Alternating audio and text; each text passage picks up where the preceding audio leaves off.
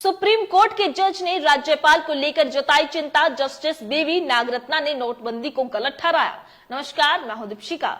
Electoral bond नाम का scam तो आप सबको पता चल गया, जो आज तक का सबसे बड़ा घोटाला बताया जा रहा है।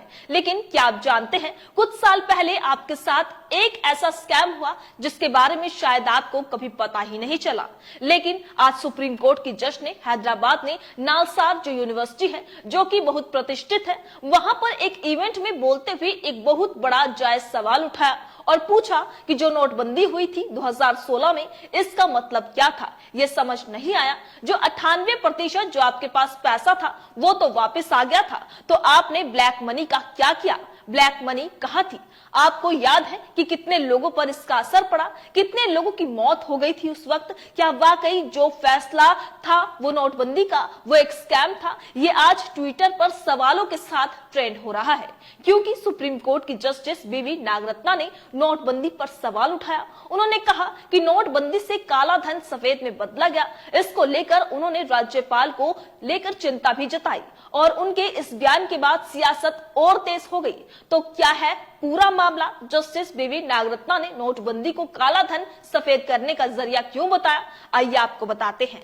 8 नवंबर 2016 को प्रधानमंत्री नरेंद्र मोदी ने नोटबंदी का ऐलान किया था, जिसके बाद पूरे देश में 500 और 1000 के नोट बंद कर दिए थे, जबकि तब चलन में 86% करेंसी 500 और 1000 रुपए की थी।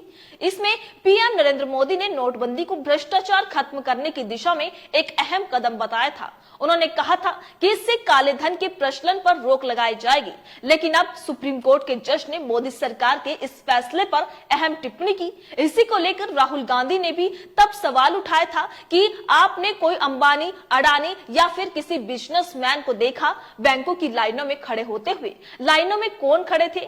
वो सिर्फ मजदूरी वाले या मिडिल क्लास लाइनों में खड़े थे, जिनको अपनी रोजमर्रा की जरूरतों के लिए नोट बदलवाने थे। उन्होंने कहा कि 86% करेंसी वापस आ गई, तो काले धन को खत्म कहाँ किया? आपका लक्ष्य तो यही था ना कि नोटबंदी से काला धन खत्म करेंगे। इसी को लेकर पूर्व प्रधानमंत्री मनमोहन सिंह ने खुद संसद में ये बात रखी थी। I urge upon the Prime Minister to find practical, pragmatic ways and means to relieve the distress of the people who happen to be a great majority of our people. After all, 90% of our people work in the informal sector. 55% of our workers in agriculture are feeling distress. The cooperative banking system, which serves large number of people in the rural areas, is non-functional, has been prevented from handling cash. So, in all these measures convince me that the way the scheme has been implemented, it's a monumental management failure, and in fact, it is a case of organized loot and legalized. तो सुना आपने, उन्होंने बताया कि कैसे व्यवस्थित तरीके से देश की जनता को लूटा गया। और अब ये जस्टिस बीवी नागरत्ना भी कहती हैं कि नोटबंदी काले धन को सफेद करने की काफी अच्छी स्कीम थी, जो कि सरकार लेकर आई थी, और आप लोगों को मूर्ख बनाने के लिए काले धन को सफेद बनाया गया। इसी को लेकर दिल्ली के मुख्यमंत्री, जो कि आज जेल में है, जिनको लेकर ईडी के पास कोई सबूत नहीं है, बिना सबूत के उन्हें जेल में डाला गया, उन्होंने तब जनता को समझाने की कोशिश की थी कि कैसे सरकार ने नोटबंदी को लेकर जनता के साथ इतना बड़ा स्कैम किया है। तो सुनिए क्या कहा दिल्ली के मुख्यमंत्री अरविंद केजरीवाल ने।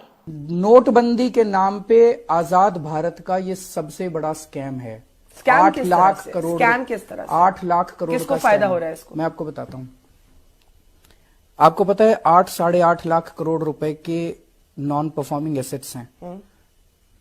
बहुत बड़े बड़े अरबपतियों ने पैसे लिए, पैसे डकार गए, आरबीआई वापस नहीं किए। इवन सीएजी ने भी कहा है कि आधे लोगों ने अपने पैसे विदेशों में दिए और आधे लोग पैसे डकार गए, वापस नहीं करने वाले। इनमें से मोदी सरकार ने 1,14,000 करोड़ रुपए माफ कर दिए, राइट ऑफ कर दिए उनके लोन्स, बाकी बचा हुआ है। अब बाकी बचे हुए राइट ऑफ करने के लिए इनके पैसे नहीं थे, बैंक कंगाली की हालत में थे। तो इन्होंने एक ये बहुत बड़ा गेम, पूरा षड्यंत्र रचा।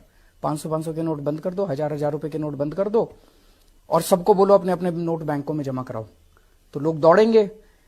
अब ये जो नोट बैंकों में जमा करा रहे हैं, इससे इन लोगों की उम्मीद है 10-11 लाख करोड़ रुपए इनके पास पैसा आ जाएगा जनता का। उसमें से ये बचे हुए 8 लाख करोड़ में से 1 लाख करोड़ तो इन्होंने कर दिए, 7 लाख करोड़ रुपए और इसमें से राइट ऑफ कर देंगे इन बड़े बड़े अरबपतियों के। इसी को लेकर जस्टिस बीवी नागरत्ना ने नोटबंदी को लेकर सवाल किए, तो देखा आपने आपके साथ क्या क्या कर दिया और वही नोटबंदी करके आपका पैसा कैसे सिस्टम में लिया गया। आज भी आपका ही पैसा जो टैक्स पेड मनी है वही इलेक्टोरल बॉन्ड स्कीम के जरिए पार्टियों के खाते में डाली जा रही थी। अब बड़ा सवाल यह है कि जो जनता का पैसा है वो पॉलिटिकल पार्टीज के खाते में कैसे और किस वजह से जा रहा है, वही पैसा राजनीतिक पार्टियों के खाते में प्रोजेक्ट के नाम पर क्यों भेजा जा रहा है। इस खबर को लेकर अपनी राय कमेंट बॉक्स में लिखकर हमें जरूर बताइएगा। इसी तरीके से देश और दुनिया से जुड़ी हर छोटी से बड़ी अपडेट के लिए FBN यानी फ्रंटलाइन ब्रेकिंग न्यूज के साथ बने रहिएगा। धन्यवाद।